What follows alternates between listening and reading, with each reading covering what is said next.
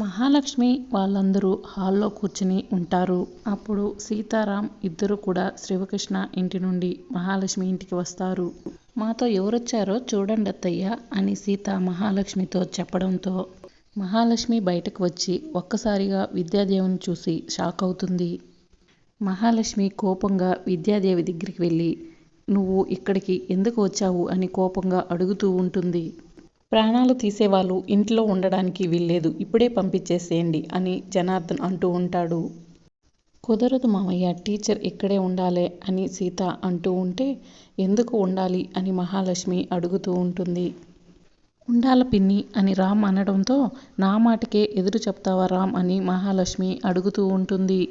ఈ విద్యాదేవి అమ్మ వల్లే నేను ఈరోజు ప్రాణాలతో ఉన్నాను డాడ్ అని రామ్ అంటూ ఉంటే మహాలక్ష్మి, గిరి, అర్చన, జనార్దన్ ఆశ్చర్యంగా చూస్తూ ఉంటారు. మరి రాబోయే ఎపిసోడ్లో ఏం జరుగుతుందో వాచింగ్ ఫర్ వీడియోస్.